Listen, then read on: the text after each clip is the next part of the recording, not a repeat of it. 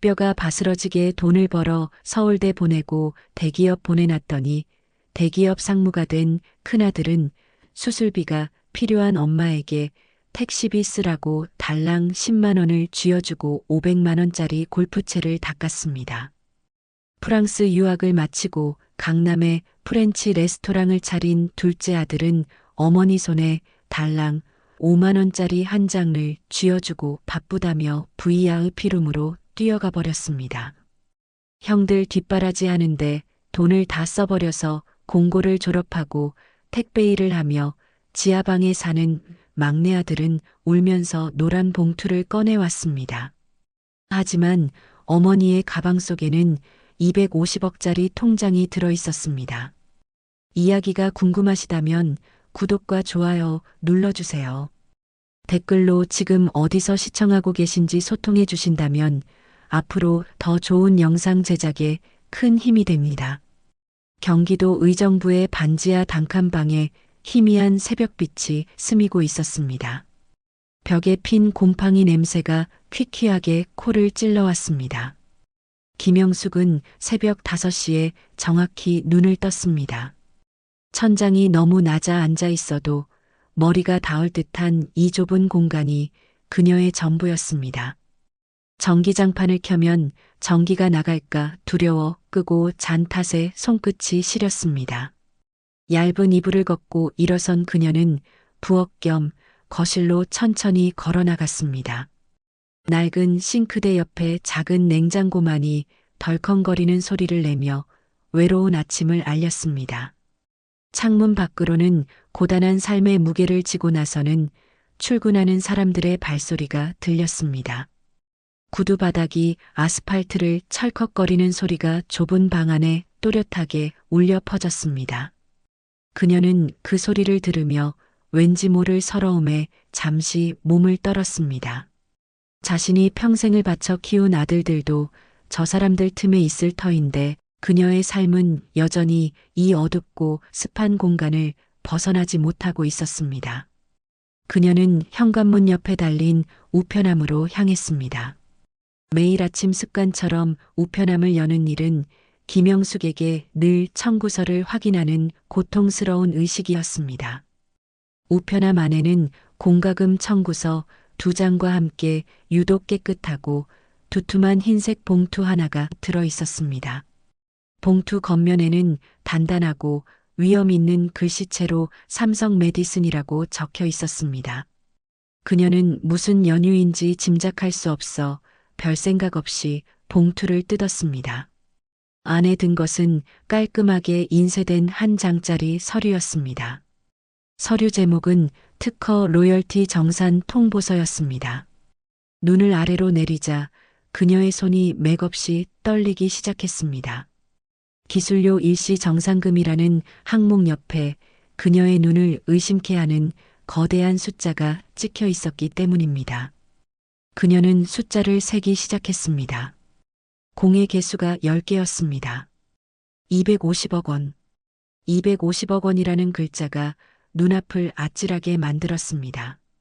250억 원이라니 이것이 현실에서 있을 수 있는 일인가 믿을 수가 없었습니다. 이 낡고 가난한 삶과는 전혀 어울리지 않는 금액이었습니다. 혹시나 요즘 노인들을 노린 보이스피싱이나 사기가 아닌가 싶어 서류 아래쪽을 확인했습니다.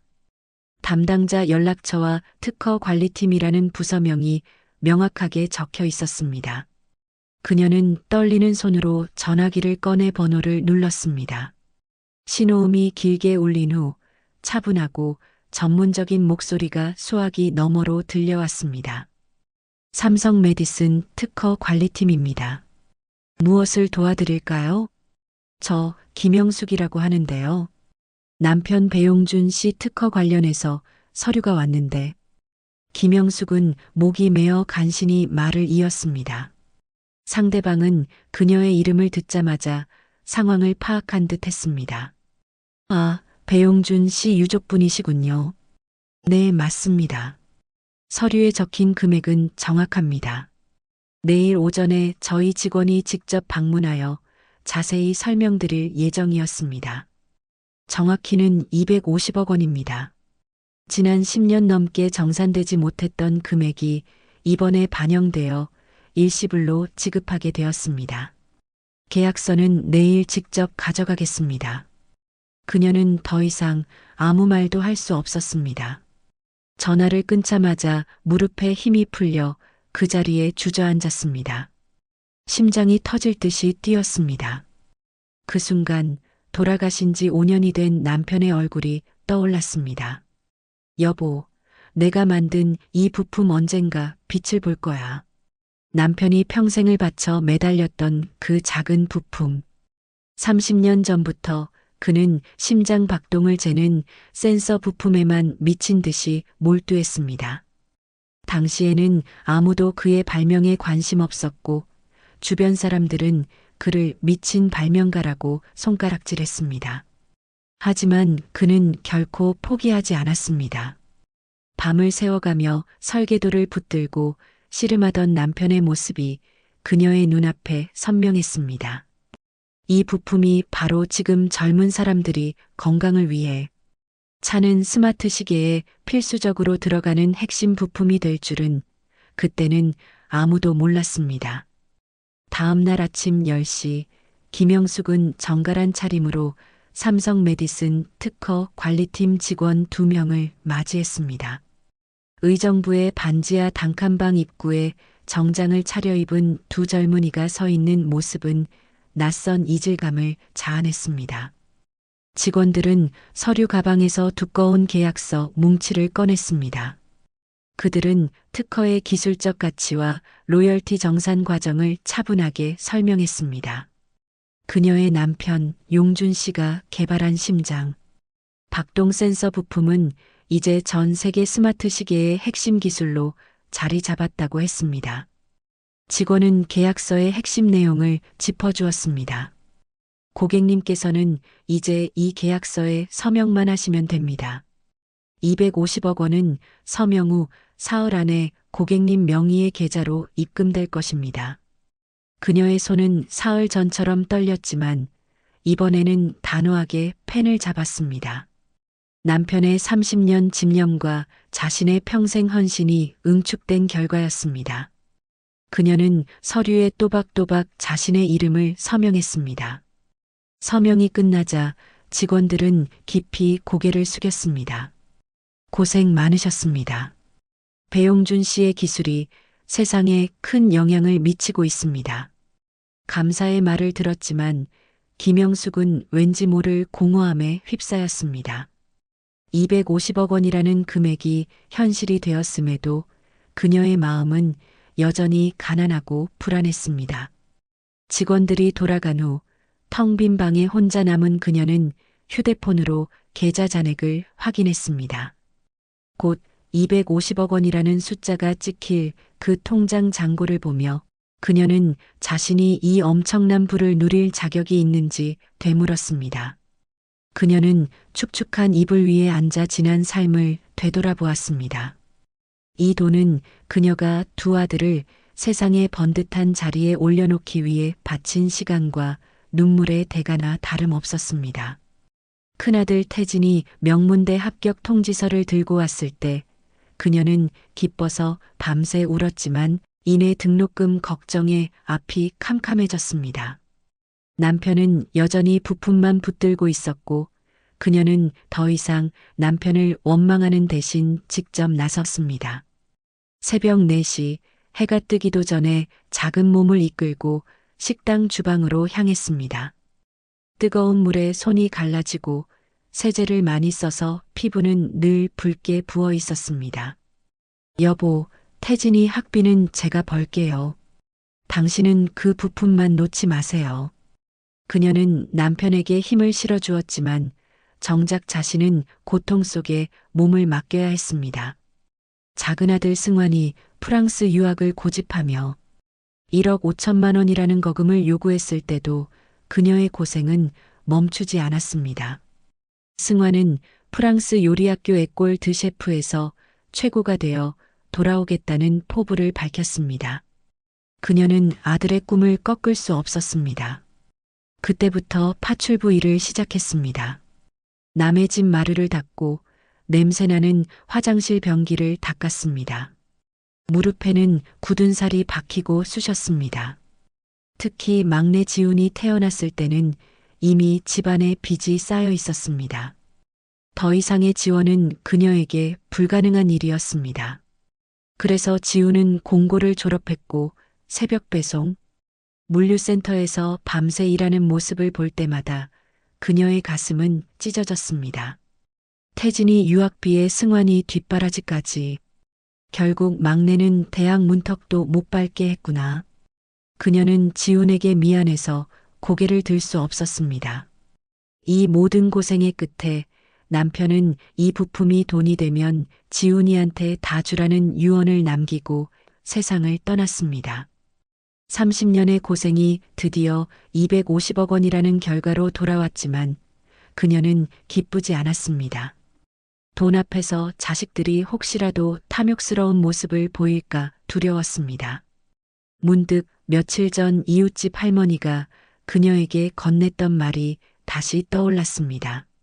요즘 세상에 자식들한테 재산 많다는 소리 함부로 하면 안 돼. 도둑은 집안에 있어. 돈 때문에 부모 죽이는 세상이야. 그녀는 애써 그 말을 무시했지만 남편의 말이 더 크게 들려왔습니다. 여보, 사람은 돈 앞에서 진짜 모습이 나온다고. 부자일 때 잘해주는 사람 말고 가난할 때 곁에 있는 사람이 진짜야. 김영숙은 결심했습니다. 이 돈을 바로 사용해서는 안 된다고. 이 돈은 자식들의 진심을 확인하는 최후의 시험에 사용되어야 했습니다. 그녀는 자식들이 돈 때문에 자신에게 잘하는 것인지 아니면 진심으로 어머니를 걱정하고 사랑하는지 확인해야만 했습니다. 그녀의 마음속에는 이미 하나의 연극 대본이 완성되었습니다. 바로 거짓골의 어머니 5천만 원의 수술비를 요구하다라는 비극적인 실험이었습니다. 그녀는 두 아들 태진과 승환이 현재 누리고 있는 부유하고 화려한 삶을 떠올렸습니다. SK 모빌리티 상무인 태진과 강남 고급 프렌치 레스토랑 대표인 승환. 과연 그들은 고생하는 어머니를 어떻게 대할까요? 그리고 마지막으로 반지하에서 어렵게 살고 있는 막내 지우는 어떤 반응을 보일까요? 그녀는 온몸의 뼈를 깎는 고통을 겪은 이 돈의 진정한 가치를 자식들의 진심으로 확인하고 싶었습니다. 그녀는 자리에서 일어나 낡은 옷장을 열고 낡아서 해진 남루한 옷을 꺼냈습니다. 이 옷이 그녀의 첫 번째 연기 도구가 될 것이었습니다. 떨리는 손으로 옷을 매만졌습니다. 내일 그녀는 이 연극을 시작할 것입니다. 그 결과가 무엇이든 이제 더 이상 피할 수 없는 진실과 마주할 시간이 다가오고 있었습니다. 다음 날 아침 7시 그녀는 곰팡이 냄새가 배어있는 반지하 집을 나섰습니다. 지하철을 타고 강남역으로 향하는 길은 그녀에게 고난의 행군이었습니다. 출근하는 사람들로 가득 찬 지하철 안에서 낡고 남루한 차림의 그녀는 홀로 구석에 서 있었습니다. 명품 가방을 든 여성들과 고급 정장 차림의 남성들이 그녀를 의도적으로 피하는 듯 했습니다. 그들의 시선은 마치 그녀가 투명 인간이라도 되는 양 차갑고 무심했습니다. 차가운 지하철 손잡이를 붙잡은 손바닥이 시렸습니다. 창밖 풍경이 빠르게 지나갔지만 그녀의 가슴은 무거운 돌덩이처럼 답답했습니다. 환승 구간의 계단을 오를 때마다 숨이 턱 막혔습니다. 그녀는 멈춰서서 심호흡을 하며 아들의 얼굴을 떠올렸습니다. 자신이 평생을 바쳐 키운 아들들은 이처럼 번듯하고 화려한 세상에 살고 있었습니다. 강남역에 도착하여 지상으로 올라서자 목이 아플 정도로 높은 고층 아파트 단지가 그녀를 압도했습니다. 큰아들 태진이 살고 있는 고급 주상복합이었습니다.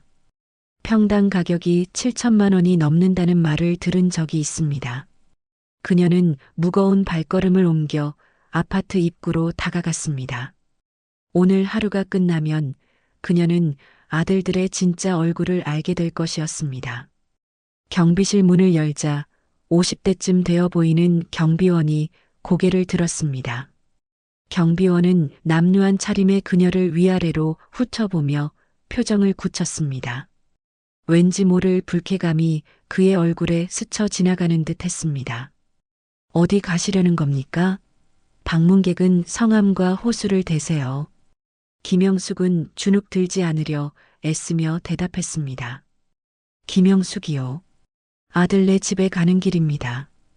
2503호. 경비원은 인터폰을 들어 호수를 눌렀지만 신호음은 길게 울릴 뿐 한참 동안 응답이 없었습니다. 이상하네, 안 받으시는데요. 경비원이 의아해했습니다. 김영숙은 다시 한번 해보시오. 아들이 집에 있을 텐데라고 재촉했습니다. 두 번째 신호음이 울리고 이번에는 짧게 끊어지는 소리가 났습니다. 네, 들어가세요. 경비원이 손짓했습니다. 그녀는 엘리베이터 쪽을 가리키는 그의 손가락 끝을 따라 걸었습니다. 엘리베이터를 타고 25층 버튼을 눌렀습니다. 거울벽에 비친 낡은 한복 차림의 초라한 자신의 모습에 그녀는 더욱 마음이 아팠습니다. 고급 향수 냄새가 진동하는 엘리베이터 안에서 그녀는 곰팡이 냄새나는 반지하에서 왔다는 사실에 깊은 괴리감과 자괴감을 느꼈습니다. 25층에 도착해 아들의 집 앞에 섰습니다. 금색 문패에 배태진이라고 선명하게 적혀 있었습니다. 초인종을 누르고 한참을 기다리자 문 너머로 발소리가 들렸습니다. 문이 열리고 며느리 지훈이 서 있었습니다. 흰색 명품 블라우스에 진주 목걸이를 걸고 있는 지훈의 얼굴에는 반가움보다는 당황함과 차가움이 묻어 있었습니다. 지훈은 입꼬리만 살짝 올린 채 말했습니다. 어머니, 연락 없이 갑자기 웬일이세요? 연락하셨으면 제가 모시러 갔을 텐데. 그녀는 시어머니를 향한 진심 어린 걱정보다는 체면치레의 말투였습니다. 김영숙은 애써 급한 일이라고 둘러댔습니다. 아니다. 급한 일이 있어서 왔다. 태진이 집에 있니? 현관으로 들어서자 대리석 바닥이 눈부시게 반짝였습니다. 신발장이 한쪽 벽을 가득 채우고 있었습니다. 거실로 들어서자 입이 다물어지지 않았습니다. 50평은 되어 보이는 엄청난 넓이였습니다. 새로 이사하고 처음 보는 아들 집이었습니다. 높은 천장에는 샹들리에가 반짝였고 200인치가 넘어 보이는 대형 텔레비전이 벽에 걸려 있었습니다. 소파에는 큰아들 태진이 앉아 있었습니다. 그는 시계가 반짝이는 손목으로 고가의 골프채를 흰 천으로 조심스럽게 닦고 있었습니다. 금빛 롤렉스 시계가 눈부셨습니다. 어머니, 여기까지 무슨 일로 오셨어요? 태진은 고개를 들었지만 골프채를 내려놓지는 않았습니다. 그는 손목의 시계를 힐끗 보며 시간을 확인하는 듯 했습니다. 전화하셨으면 제가 갔을 텐데 오늘 좀 바빠서요. 김영숙은 가슴이 답답해지는 것을 느꼈습니다. 어머니가 왔는데 주식이나 골프채가 더 중요한 것일까요? 그녀는 용기를 내어 말을 꺼냈습니다. 태진아. 응. 사실 엄마가 몸이 안 좋아서 큰 병원에 갔더니 태진은 그제야 골프채 닦는 것을 멈추었습니다. 수술을 해야 한다는구나. 이것저것 합해서 5천만 원이 필요하단다. 거실의 순간 싸늘한 침묵이 흘렀습니다. 태진은 깊은 한숨을 쉬며 골프채를 소파에 내려놓았습니다. 어머니, 저도 요즘 회사에서 실적 압박이 심해요. 회사 상무 자리도 불안합니다. 요즘 경기가 안 좋아서 구조조정 얘기도 나오고 저도 불안한 상황이라서요. 며느리 지훈이 거들었습니다. 맞아요, 어머니. 저희도 애들 국제학교 학비가 1년에 8천만 원이에요. 둘이면 1억 6천만 원이고요. 저희도 정말 힘들어요. 김영숙은 속으로 씁쓸하게 웃었습니다. 그녀가 뼈를 깎는 고통으로 했던 헌신은 이들에게는 잊힌 과거였습니다. 태진은 검은색 가죽 지갑을 꺼내 안에서 돈을 세기 시작했습니다. 5만 원짜리 2장을 꺼내 그녀의 손에 쥐어주었습니다. 일단 이거라도 받으세요. 10만 원입니다. 택시비 쓰시고 나머지는 제가 다음에 드릴게요. 지금은 정말 현금이 주식에 묶여 있어서 어려워요. 그녀의 손에 쥐어진 지폐 10만 원은 차갑게 느껴졌습니다. 그녀가 뭐라고 한마디 하려던 순간 초인종 소리가 울렸습니다. 딩동. 태진은 벌떡 일어나 현관으로 달려갔습니다. 아, 드디어 왔구나. 그의 목소리는 아까와 달리 환하고 들떠 있었습니다.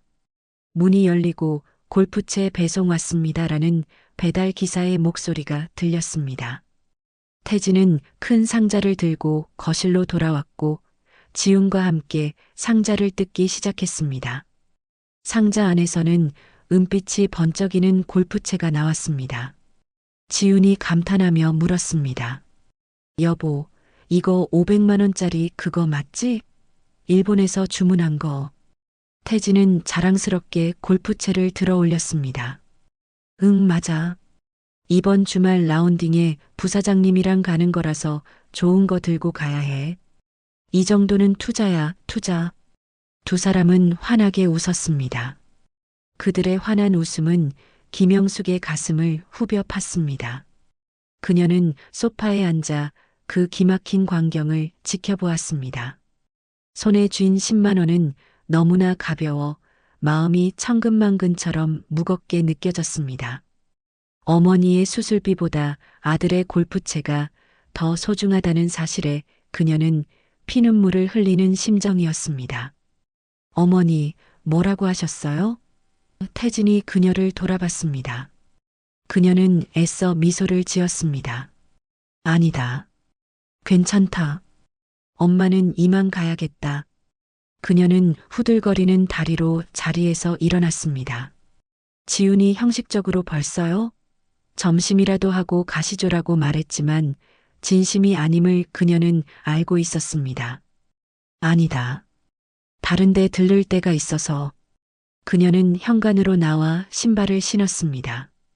문을 닫기 직전 뒤돌아보자 태진은 이미 다시 골프채를 들여다보고 있었고 지우는 휴대폰을 보고 있었습니다.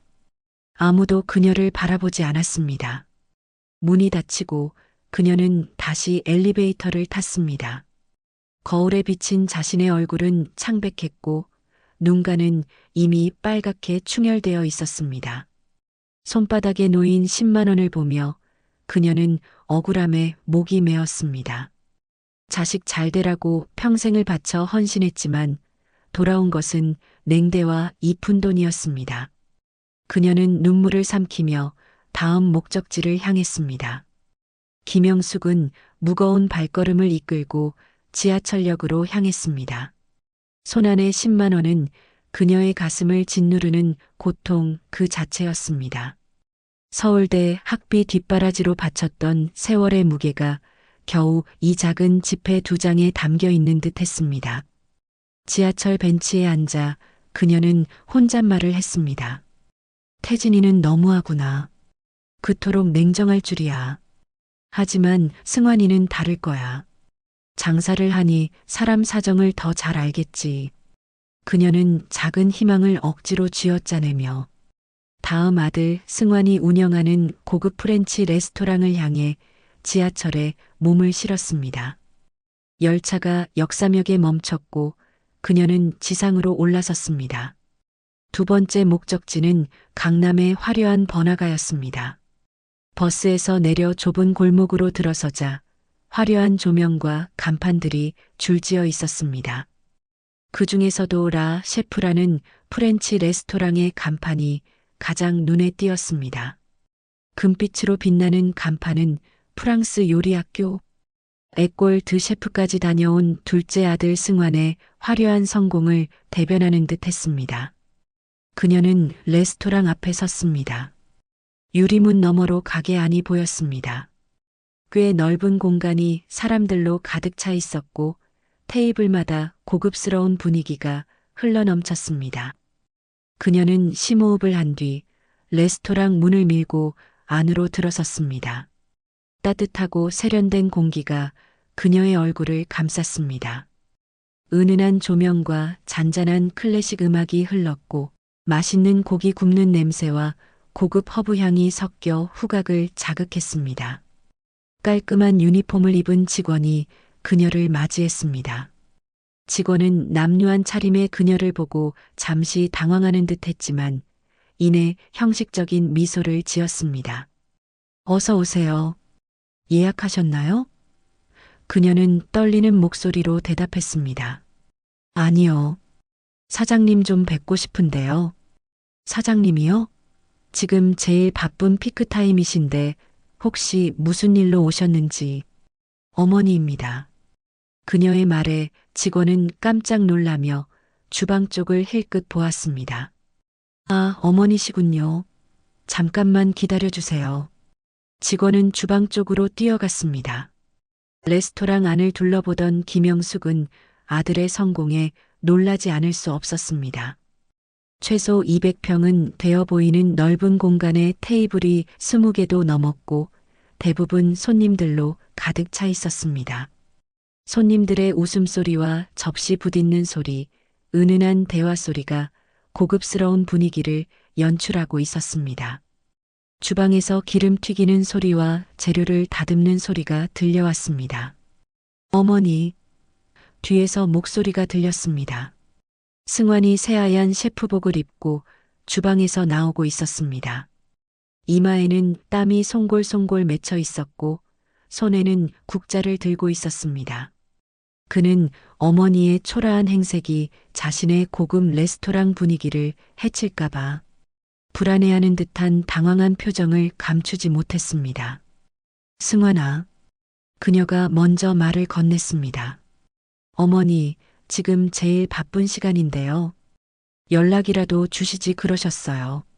승환은 주변을 힐끗 둘러보며 불안해했습니다. 손님 몇몇이 그들을 쳐다보고 있었습니다. 아들아, 급한 일이 있어서 왔다. 급한 일이요? 저 지금 정말 정신이 없어요. 잠깐만 기다려 주시면 안 될까요? 저기 구석 테이블에 앉아 계시면 금방 갈게요. 승환은 주방 쪽을 가리켰습니다. 바로 그때 주방 쪽에서 직원의 다급한 목소리가 들렸습니다. 사장님, VIP 룸에서 최고급 와인과 특선 메뉴 추가 주문 들어왔습니다. 얼른 와주세요. 승환의 얼굴이 순식간에 환해졌습니다.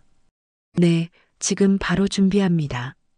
그의 목소리는 아까와 달리 활기차고 기쁨에 찬 목소리였습니다. VIP 룸 손님이 어머니보다 훨씬 더 중요해 보였습니다. 승환은 황급히 주방으로 뛰어들어갔습니다. 그의 뒷모습은 어머니를 맞이할 때의 당황함은 온데간데 없이 빠르게 사라졌습니다. 김영숙은 구석 테이블로 가서 앉았습니다. 아직 정리가 안 된 테이블은 조금 끈적거렸습니다. 그녀는 물티슈로 테이블을 닦으며 주방 쪽 유리문 너머로 승환을 바라보았습니다. 승환은 큰 냄비 앞에서 무언가를 저으며 끓이고 있었고 직원에게 하는 그의 목소리가 긴장감 있게 들려왔습니다. 저 단골 손님 재벌 이세야. 한번 오시면 수백만 원은 쓰시니까 절대 실수하면 안 돼. 잠시 후 VIP 룸 문이 열리고 정장 차림의 손님 20명이 나왔습니다. 승환은 주방에서 뛰어나와 얼굴에 환한 미소를 가득 띠고 허리를 90도로 굽혀 인사했습니다. 감사합니다, 사장님. 다음에 또 오세요. 그의 정중하고 간절한 태도는 어머니를 대할 때와 완전히 달랐습니다. 손님들이 계산대로 갔습니다.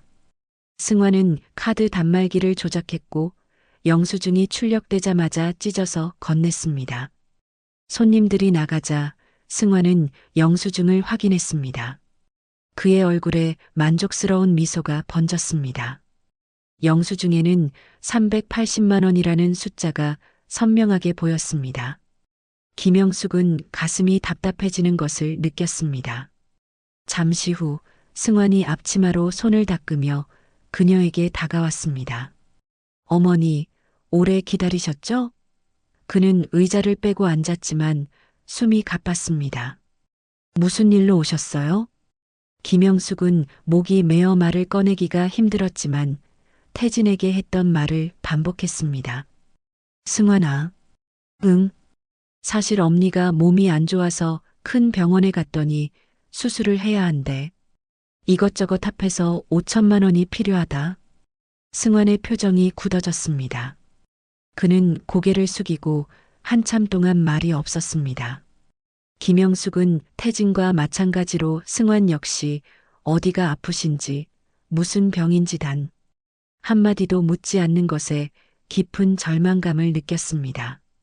어머니, 승환의 목소리가 작았습니다. 그는 일어섰습니다. 저도 요즘 재료비 폭등에 직원 인건비까지 장사가 정말 쉽지 않아요. 매출은 많아도 남는 게 없어요. 카드 수수료도 장난이 아닙니다. 그는 계산대 쪽으로 걸어갔고 김영숙은 그를 따라갔습니다. 승환은 서랍을 열고 5만 원권 돈다발을 꺼내 세기 시작했습니다. 그는 5장을 세다가 잠시 멈칫했습니다. 망설이는 듯 하더니 다시 4장을 집어넣고 5만 원권 한 장만을 꺼냈습니다. 어머니, 진짜 죄송한데 저도 요즘 정말 어려워요. 일단 이거라도 받으세요. 그는 김영숙의 손에 5만 원짜리 한 장, 5만 원을 쥐어주었습니다. 지폐는 차갑게 느껴졌습니다. 큰형님한테 가보시면 안 될까요? 형이 대기업 다니고 처가도 잘 살아서 형편이 훨씬 좋잖아요. 그의 목소리는 점점 작아졌습니다. 바로 그때 또다시 직원이 소리쳤습니다. 사장님, 또 VIP 룸 손님들 계산하신대요. 승환의 얼굴은 다시 380만 원짜리 영수증을 봤을 때처럼 환하게 바뀌었습니다. 네, 금방 갑니다. 그는 어머니에게서 돌아섰습니다. 5만 원짜리 지폐 한 장은 그녀의 손에서 너무나 가볍게 느껴졌습니다. 김영숙은 헛웃음이 나왔습니다. 부모를 생각하는 마음은 돈의 액수가 아니라 태도로 드러나는 법이었습니다. 그녀는 주방에서 기름 튀기는 시끄러운 소리만 들릴 뿐 아무것도 들리지 않는 듯 했습니다. 그녀는 자리에서 일어나 가방을 들고 문 쪽으로 걸어 나갔습니다. 승환은 주방 문틀에 서서 그녀를 보고 있었지만 끝까지 나오지 않았습니다. 그녀는 고개를 돌려 문을 밀고 레스토랑을 나섰습니다. 차가운 바람이 얼굴을 때렸습니다. 10만 원과 5만 원, 총 15만 원을 손에 쥐고 버스 정류장 벤치에 앉은 김영숙은 깊은 절망감에 휩싸였습니다. 두 아들에게 받은 돈은 그녀가 수술비를 요청한 5천만 원에 비하면 비참할 정도로 보잘것없었습니다. 더 고통스러운 것은 돈의 액수가 아니라 그들의 냉정한 태도였습니다. VIP 손님에게 90도로 허리를 숙이던 승환의 모습, 그리고 자신에게는 냉정하게 10만 원을 던져주던 태진의 얼굴이 머릿속을 떠나지 않았습니다. 그녀는 하늘을 올려다보며 혼잣말했습니다. 잔인한 놈들. 가난한 부모는 버리고 부자 손님만 섬기는구나. 내가 잘못 키운 것이지. 그녀는 마지막 희망을 걸었습니다. 아니다. 지훈이만은 아닐 거야. 어릴 때부터 가장 착했던 막내. 너만큼은 달라야 한다. 막내 지훈은 형들과 달리 그녀의 고생을 알았고 늘 죄송한 마음을 가지고 있었습니다. 버스를 타고 좁은 골목으로 들어섰습니다. 빌라들이 빼곡히 들어서 있고 쓰레기 봉투가 길가에 쌓여 있는 낡고 습한 동네였습니다. 벽의 페인트는 벗겨져 있었고 녹슨 철문들이 보였습니다.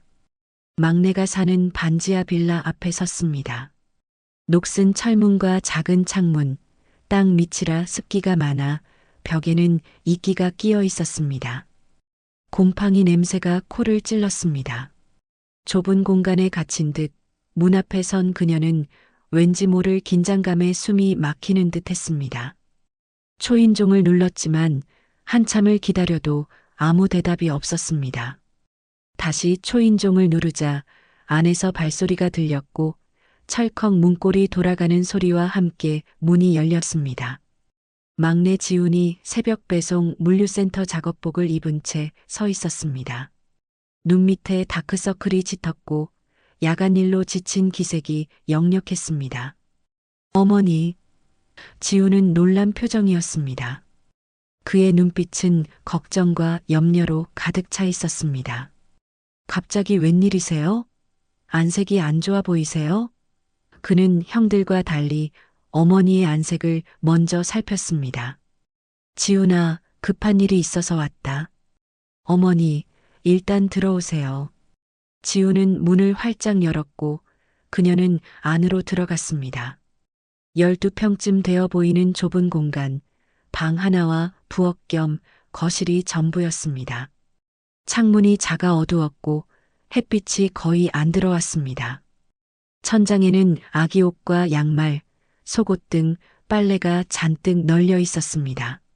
곰팡이 냄새가 진동했습니다. 지훈은 싱크대 옆에 깔려있던 이불을 급히 개려고 했습니다.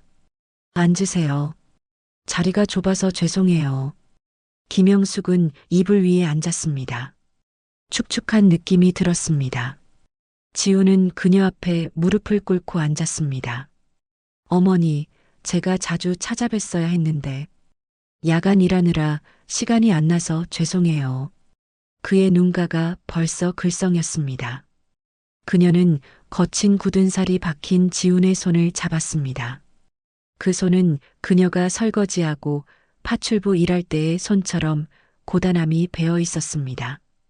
지훈아, 사실 그녀는 말을 꺼내기가 더 힘들었습니다. 막내의 진심 어린 눈빛 앞에서 거짓말을 해야 하는 자신이 비참했습니다. 엄마가 몸이 안 좋아서 큰 병원에 갔더니 수술을 해야 한대. 지훈의 얼굴이 순식간에 하얗게 질렸습니다. 수술이요? 어디가 아프신데요? 많이 아프세요? 그 말은 형들이 묻지 않았던 그녀가 가장 듣고 싶었던 말이었습니다. 수술하면 괜찮은 거죠? 지훈은 그녀의 손을 꽉 잡았습니다. 그의 손이 떨리고 있었습니다. 응, 수술하면 괜찮대. 근데 이것저것 해서 5천만 원이 필요하다. 지훈의 손이 멈췄습니다. 그의 입술이 파르르 떨렸고 숨소리가 거칠어졌습니다. 5천만 원이라는 거액 앞에서 지훈의 눈에서 눈물이 뚝 떨어졌습니다. 바닥에 떨어진 눈물이 번졌습니다. 그는 벌떡 일어나 비틀거리며 옷장으로 갔습니다. 지훈은 급히 일어나 옷장으로 뛰어갔습니다. 옷들을 와락 꺼내 바닥에 떨어뜨리고 옷장 안쪽을 뒤졌습니다.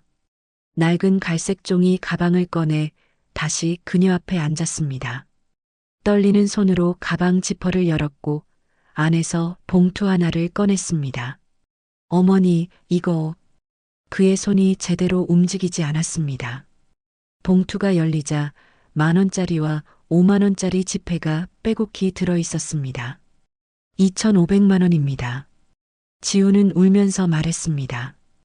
이거 제가 5년 동안 야간 수당 모은 거예요. 원래 전셋집 보증금 하려고 모았는데. 그는 봉투를 그녀의 손에 쥐어주었습니다. 어머니 수술비로 쓰세요. 나머지 돈은 제가 회사에 대출 신청해서라도 꼭 마련할게요. 봉투를 받은 그녀의 손이 떨렸습니다. 지훈이 건넨 돈은 무거웠습니다. 그녀는 봉투에서 지폐 한 장을 꺼냈습니다.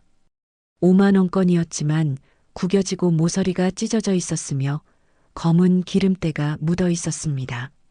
그녀는 지폐를 코에 대고 냄새를 맡았습니다. 골판지 상자 냄새와 땀 냄새.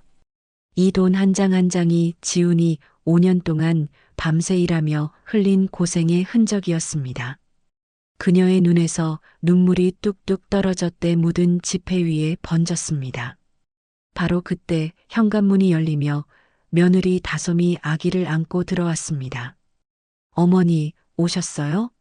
다솜은 아기 감기 때문에 소아과에 다녀오는 길이라고 했습니다. 아기가 울고 있었습니다. 지훈이 다솜에게 빠르게 말했습니다. 여보, 어머니가 수술하셔야 하는데 5천만 원이 필요하대. 다솜의 얼굴이 굳어졌지만 이내 눈물이 핑 돌았습니다. 그녀는 아기를 방에 눕히고 나와 그녀 앞에 무릎을 꿇었습니다. 어머니, 저희가 어떻게든 도와드릴게요. 지훈도 다시 무릎을 꿇었습니다. 두 사람이 나란히 앉아 그녀를 올려다보았습니다. 어머니, 제가 회사에 대출 신청할게요. 퇴직금 담보로 빌릴 수 있어요. 지은이도 친정에서 빌려본다고 하니까 걱정 마세요. 지훈이 말했습니다. 저희 친정에서라도 빌려볼게요. 어머니, 걱정 말고 나을 생각만 하세요. 다솜은 말을 이었습니다. 그녀는 울면서도 미소 지었습니다. 우리 아가 분유가까지 다 넣어도 지금 이것뿐이에요. 하지만 걱정 마세요. 또 벌면 돼요. 튼튼한 몸으로 우리 남편 낳아주셨잖아요. 진짜 효도는 돈이 많을 때가 아니라 없을 때 나눈다는 말이 그녀의 가슴을 울렸습니다. 다솜은 그녀가 10년 전 파출부 일을 하던 집 주인집 딸이었습니다. 다솜아, 너 기억하니? 10년 전 내가 파출부 하던 집 주인집 딸이었지. 다솜은 눈을 크게 떴습니다. 어머니, 그때 아버지 사업이 망하셔서 어머니가 월급도 안 받으시고 수학여행 갈 돈 없는 저에게 돈까지 꿔주셨잖아요. 그래서 제가 수학여행을 갈 수 있었어요. 그때 오빠가 파출부 일 하시는 어머니를 모셔다 드렸었잖아요. 그러면서 저희가 서로 알게 된 거고요. 어머니는 저희의 큐피트이셨어요. 지훈도 웃으며 고개를 끄덕였습니다. 형들은 어머니가 파출부 일하신다고 창피해했지만 지훈은 그렇게 열심히 사는 어머니가 늘 자랑스러웠다고 했습니다. 김영숙의 가슴이 뜨거워졌습니다. 지훈아, 너는 진짜구나. 너만이. 그녀는 흐르는 눈물을 멈출 수 없었습니다. 5년 동안 모은 2,500만 원, 아기 분유가까지 내놓는 아들과 며느리의 진심 앞에서 그녀는 더 이상 이 비극적인 연극을 계속할 수 없었습니다. 그녀는 품속에 손을 넣어 특허 계약서 봉투를 만졌습니다. 그녀는 이제 더 이상 거짓말을 할 수 없었습니다. 막내 아들 지훈과 며느리 다솜의 절절한 진심을 확인했고 그 앞에서 이 처절한 거짓말을 계속하는 것은 어머니로서의 마지막 양심을 저버리는 행위처럼 느껴졌습니다. 그녀는 지훈이 건네준 때 묻은 2,500만 원 봉투를 내려놓고 품속 깊은 곳에 숨겨두었던 흰색 봉투 250억 원, 특허 계약서 복사본이 들어있는 봉투를 꺼냈습니다. 지훈과 다솜은 그녀의 갑작스러운 행동에 눈을 동그랗게 뜨고 불안한 시선으로 그녀를 바라보았습니다. 얘들아, 사실 엄마 아픈 거 아니다. 그녀의 조용한 고백에 두 사람은 동시에 네, 뭐라고요? 라고 되물었습니다. 지훈은 어머니의 갑작스러운 말에 어리둥절한 표정이었습니다. 그녀는 봉투를 열어 한 장의 서류를 꺼냈습니다. 이건 지훈이 조심스럽게 물었습니다. 그녀는 서류를 펼쳐 지훈 앞으로 내밀었습니다. 이 서류를 봐라. 너희 아버지가 30년 전에 만든 그 작은 심장 박동 센서 부품 말이다. 그 부품이 요즘 스마트 시계에 들어가면서 삼성 메디슨에서 돈을 준대. 지훈은 서류를 받아들었습니다. 특허 로열티 정산 통보서라는 제목을 읽는 그의 목소리가 떨렸습니다. 기술료 일시 정산금 옆에 250억 원이라는 숫자를 보는 순간 지훈의 입이 크게 벌어졌습니다. 옆에서 다솜도 서류를 보고 경악하며 손으로 입을 막았습니다. 두 사람이 멍하니 서류를 바라보자 김영숙은 조용히 말했습니다. 그녀의 목소리는 슬픔과 안도감이 뒤섞여 떨렸습니다. 엄마가 너희들을 시험해 본 거야. 돈이 없을 때 진짜 어머니를 걱정하고 사랑하는 마음으로 대해주는지 알고 싶었어. 지우는 고개를 들었습니다. 그의 표정은 경악을 넘어 깊은 배신감과 분노로 굳어졌습니다. 다솜이 먼저 울먹이며 말했습니다. 어머니, 이런 시험은 너무해요. 저희가 얼마나 마음 졸이고 걱정했는데. 지우는 벌떡 일어섰습니다. 그의 얼굴은 새빨갛게 상기되어 있었고 분노로 주먹을 쥐고 있었습니다. 어머니, 이런 식으로 저희를 시험하시면 안 돼요. 저희를 뭘로 보신 거예요? 어머니의 아들이라고 생각하긴 하신 거예요? 그의 목소리가 높아졌습니다. 형들이 어머니를 홀대했다고 저희까지 그럴 거라고 생각하신 거예요? 저희는 돈이 있든 없든 어머니를 모시고 싶을 뿐이에요. 어머니, 저희는 2,500만 원이 전부인 반지하 월세방에 삽니다. 이 돈이 저희에게 어떤 의미인지 아시면서 김영숙은 가슴이 미어지는 듯 했습니다. 그녀의 시험이 막내에게 돌이킬 수 없는 상처를 주었다는 사실에 미안함이 밀려왔습니다. 지훈아, 엄마가 미안하다. 정말 미안해. 그녀가 손을 잡으려 했지만 지훈은 손을 뿌리쳤습니다. 어머니, 250억 원이나 되는 돈이 있으셨다면 처음부터 그렇게 말씀하시지. 왜 저희에게 이런 잔인한 연극을 하신 거예요? 저희가 얼마나 마음 아팠는지 아세요? 그는 벽을 향해 돌아섰습니다. 다솜은 지훈의 곁으로 가 그의 등을 쓰다듬으며 김영숙에게 조용히 말했습니다. 어머니, 지훈 씨가 화난 건 어머니를 사랑해서예요. 시험 받는 게 서운했던 거예요.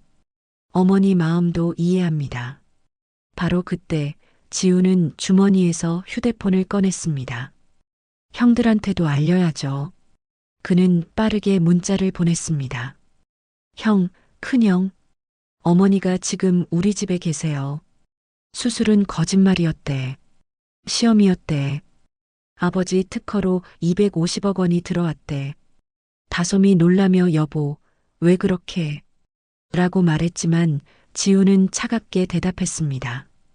형들이 어떻게 나오는지 어머니가 보셔야죠. 그는 여전히 벽을 등진 채 서 있었습니다. 얼마 지나지 않아 밖에서 급브레이크 밟는 소리가 골목에 요란하게 울려 퍼졌습니다. 끽. 곧이어 차 문이 쾅 하고 닫히는 소리와 함께 어머니, 어디 계세요? 라는 태진의 다급한 목소리가 들려왔습니다. 발소리가 계단을 뛰어내려오는 소리였습니다. 지우는 고개를 돌려 현관문을 보았습니다. 형들이 오네요. 이제 보시겠네요. 250억 원 앞에서 형들이 어떻게 변하는지. 철문이 쾅 하고 열리고 태진이 숨을 헐떡이며 들어왔습니다. 그는 바닥에 흩어져 있는 서류를 발견하고 눈이 커졌습니다. 서류 한 장을 집어들고 읽기 시작한 그의 얼굴은 완전히 달라졌습니다. 냉정함은 사라지고 탐욕스러운 욕심이 번뜩였습니다. 어머니, 왜 이런 엄청난 얘기를 안 하셨어요? 250억 원이라니, 이건 대박 아닙니까? 태진은 흥분하여 다가왔습니다. 그 순간 작은 아들 승환도 택시에서 뛰어내려 황급히 들어왔습니다. 그는 바닥의 서류를 보고 눈이 휘둥그레졌습니다.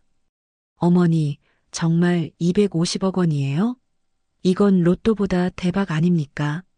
그의 얼굴에도 욕심의 미소가 가득했습니다. 승환은 다가와 김영숙의 손을 잡았습니다. 어머니, 아까는 제가 장사 스트레스 때문에 정신이 나갔었어요. 이제 걱정 끝이에요. 저희가 완벽하게 모실게요. 태진이 승환을 밀치며 끼어들었습니다. 잠깐. 어머니는 당연히 제가 모셔야죠. 제가 장남이고 집도 가장 크고 경제력도 제일 좋잖아요. 승환이 발끈했습니다. 형 무슨 소리예요? 형은 아까 어머니한테 10만 원 던져주고 쫓아냈다면서요? 저도 5만 원밖에 못 드렸지만 형도 어머니 쫓아낸 건 마찬가지 아닙니까? 두 사람은 서로에게 다가서며 멱살을 잡을 기세였습니다. 어머니는 내가 모실게요. 말도 안 돼. 제가 장남이라고요. 태진은 휴대폰을 꺼내 계산기를 켰습니다.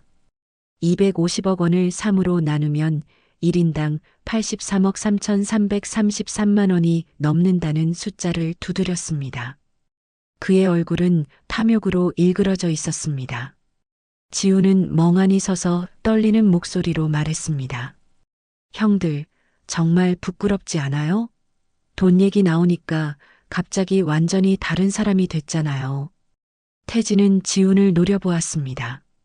야, 너 지금 뭔 소리야? 너도 속으로는 좋아하면서 무슨 위선이야?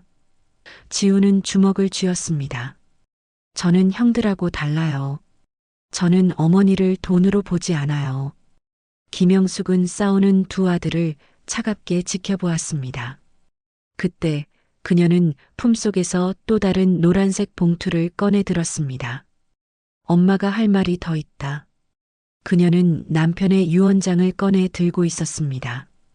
김영숙이 노란색 봉투에서 낡은 서류를 꺼내자 세 아들의 눈빛이 모두 그녀에게로 쏠렸습니다. 그녀는 먼저 낡은 흑백 사진을 2장 꺼내 들었습니다.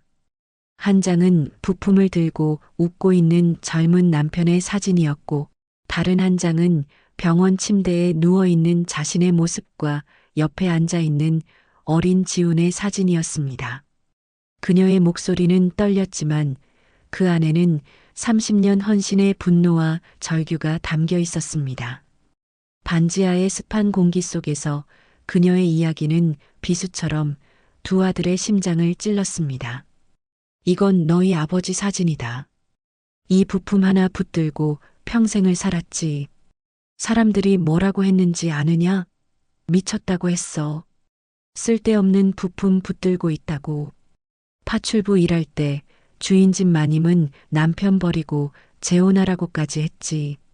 하지만 엄마는 안 그랬다. 너희들 잘 되라고 이 몸 바쳐 버텼어. 그녀는 사진을 가슴에 안았습니다. 태진은 입을 열려고 했지만 그녀는 단호하게 손을 들어 막았습니다. 닥쳐. 엄마 말 아직 안 끝났다. 태진아, 엄마가 너 고시 준비할 때 기억하니? 5년 동안 고시원 방값이 얼마였는지 아느냐? 월 50만 원. 합치면 5천만 원이 넘는 돈이다. 그때 엄마가 뭘 했게? 새벽 4시 해 뜨기도 전에 일어나서 시장 청소했어. 비린내가 진동하는 생선 비린내 나는 바닥을 걸레로 닦았지. 무릎이 까지도록. 그녀는 자신의 거칠고 흰 흉터가 남은 손을 태진에게 내밀었습니다. 이 손 봐라. 아직도 흉터가 남아있다. 이게 뭔지 아느냐? 독한 표백제에 데인 거야. 내가 고시 3차 떨어졌을 때 엄마가 울면서 화장실 변기 닦았어.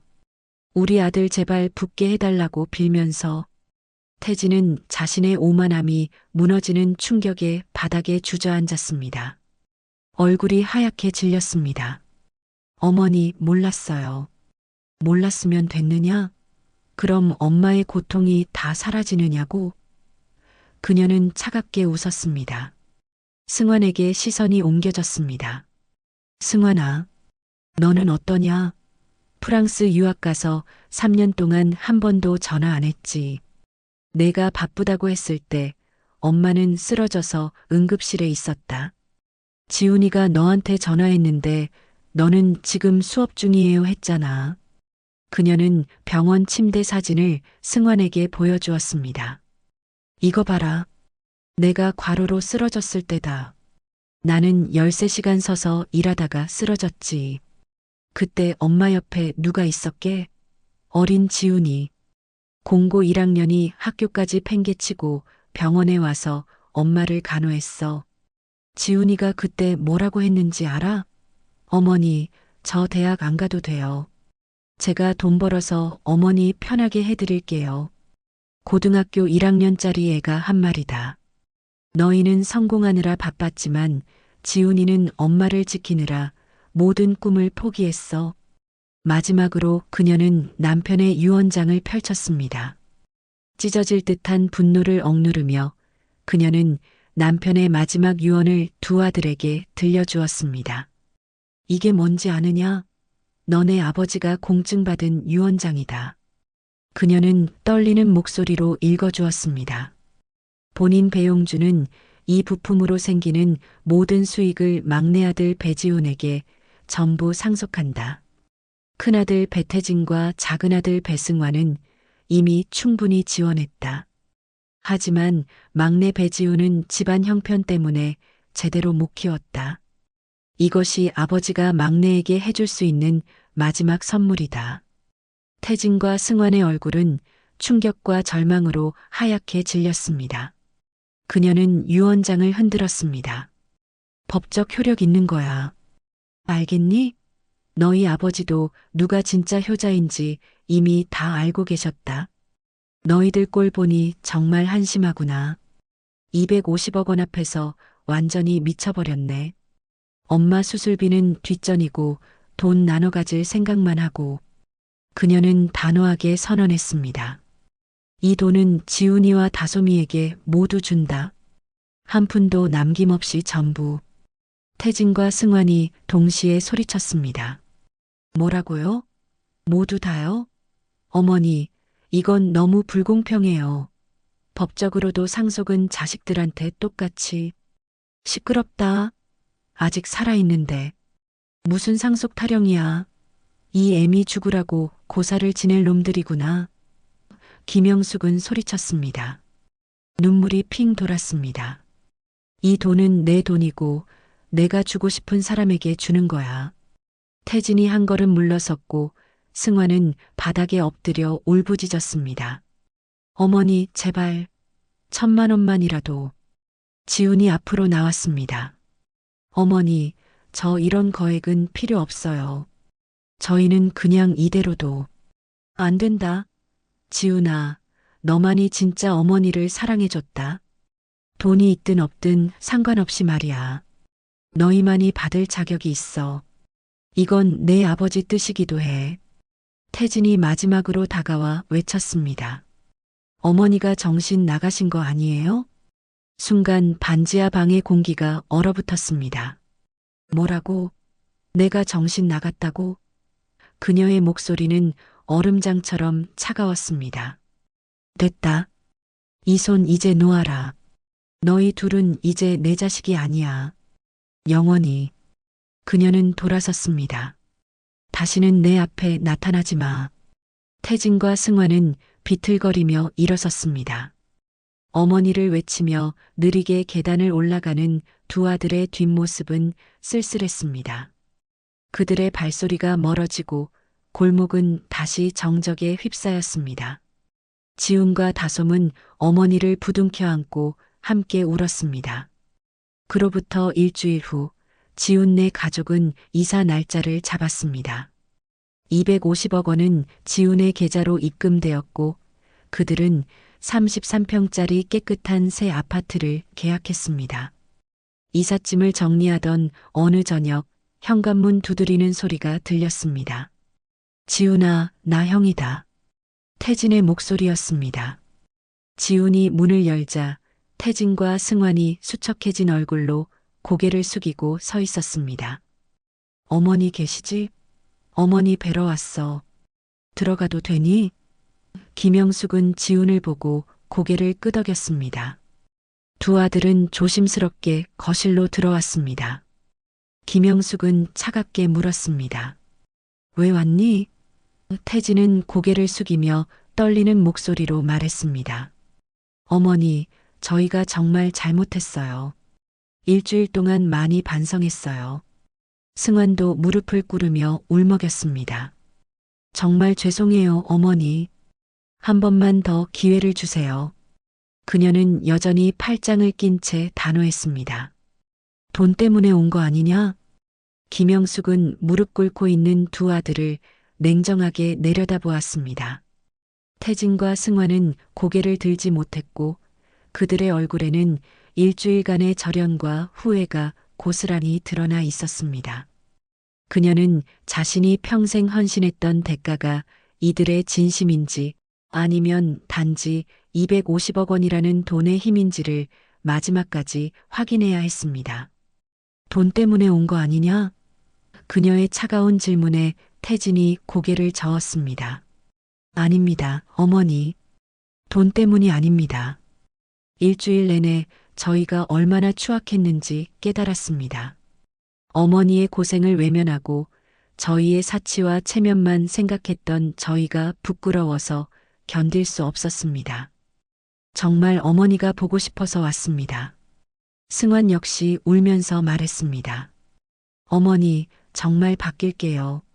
진심으로요. 제발 저희를 다시 아들로 받아주세요.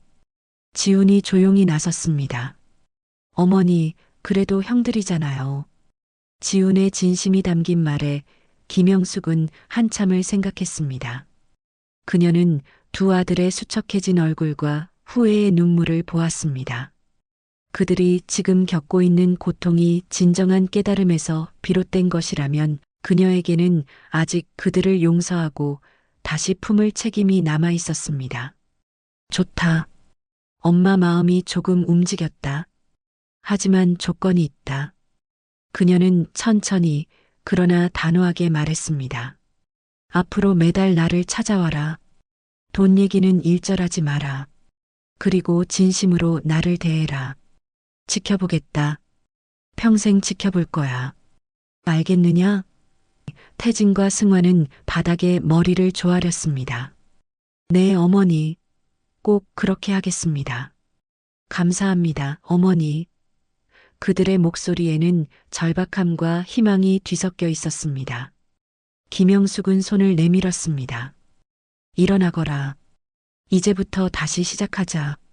그날 밤 그녀는 새 아파트 침대에 누워 천장을 바라보았습니다. 남편의 목소리가 들리는 듯 했습니다. 여보, 사람은 돈 앞에서 진짜 모습이 나온다고. 맞았습니다. 250억 원 앞에서 태진과 승환의 탐욕스러운 얼굴을 보았고 지훈의 맑고 순수한 진심을 확인했습니다. 하지만 이제는 그들이 진정한 변화를 시작했으니 그녀는 시간을 두고 그들을 기다릴 것이었습니다. 진심인지 아닌지는 앞으로의 행동이 말해줄 것이었습니다. 한 달이 지났습니다. 태진이 과일 바구니를 들고 찾아왔고 다음 주에는 승환이 직접 끓인 김치찌개를 들고 왔습니다. 처음 몇 달은 어색했습니다. 어머니, 이사 오셔서 좀 어떠세요? 괜찮다. 짧은 대화만 오갔습니다.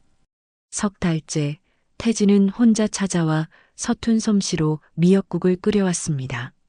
맛은 형편없었지만 그녀는 아무 말 없이 그래라고만 대답하고 받아주었습니다. 넉 달째 승환은 어머니께 따뜻한 내복 세트를 사왔습니다. 어머니, 요즘 많이 추우시죠? 제가 골랐어요. 그의 얼굴에 진심 어린 미소가 스쳤습니다.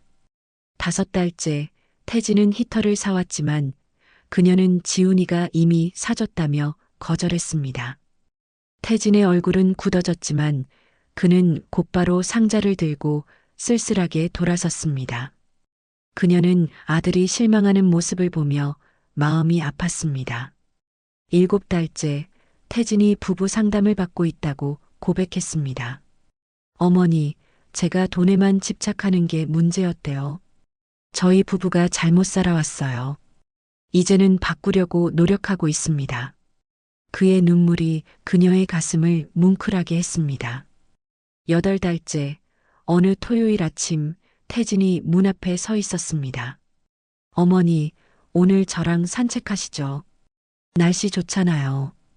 그는 오랜만에 진짜 웃음을 보였습니다. 그녀는 태진과 함께 아파트 단지를 걸었습니다. 벤치에 앉아 태진이 고백했습니다. 어머니, 제가 그동안 어머니를 사람으로 안 봤습니다. 그냥 당연히 희생하는 존재라고 생각했어요. 250억 원 때문에 정신이 확 들었어요. 제가 얼마나 추악한 인간인지 알았습니다. 김영숙은 처음으로 태진의 손을 잡았습니다. 그녀의 따뜻한 손길에 태진은 울음을 터뜨렸습니다. 천천히 해라. 엄마가 보고 있을게. 얼마 후 승환이 전화를 걸어 어머니, 다음 주 일요일에 저희 가게로 오실 수 있으세요? 어머니를 위한 자리를 준비하고 싶어요. 제대로 대접하고 싶어요. 라고 말했습니다. 그녀가 레스토랑 라 셰프에 갔을 때 가게 문은 닫혀 있었습니다. 승환이 손님 예약을 모두 취소하고 어머니만을 위해 하루를 비운 것이었습니다. VIP 룸에는 프렌치 스타일로 정성스럽게 만든 음식들이 가득 차려져 있었습니다. 승환은 제가 직접 다 만들었어요. 어머니가 좋아하시는 간으로 맞췄어요. 이제는 어머니 입맛도 기억합니다. 라고 말했습니다. 그날 승환이 말했습니다. 어머니, 이제는 돈보다 사람이 먼저예요. 직원들한테도 잘해주려고 노력하고 있어요. 그녀는 따뜻하게 말했습니다. 잘하고 있네. 승환은 눈물을 닦으며 말했습니다. 어머니, 제가 이렇게 말씀드려도 될까요? 사랑합니다. 그녀는 승환을 와락 안아주었습니다. 나도 사랑한다. 엄마도. 1년이 다 되어가던 어느 평일 저녁 태진과 승환이 며느리 지훈과 함께 찾아왔습니다. 지훈은 무릎을 꿇고 눈물을 흘렸습니다. 어머니, 그동안 정말 죄송했습니다. 제가 태진 오빠를 잘못된 길로 이끌었어요. 돈만 밝히고 체면만 차리고 살았습니다. 이제는 달라지고 싶어요. 진짜 며느리가 되고 싶어요. 김영숙은 지훈을 일으켜 세우며 말했습니다. 천천히 하자. 서두르지 말고. 태진이 물었습니다. 어머니, 저희 진심 보이시죠? 이제 용서해 주시는 건가요?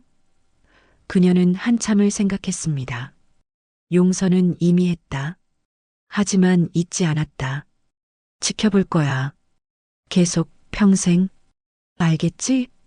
그날 저녁 세 아들과 두 며느리가 모두 모여 지훈이 만든 김치찌개를 먹었습니다. 식탁에는 웃음소리가 가득했습니다. 지훈아, 고마워. 형들 받아줘서. 태진이 말했습니다. 형들도 가족이잖아요. 지훈이 웃었습니다.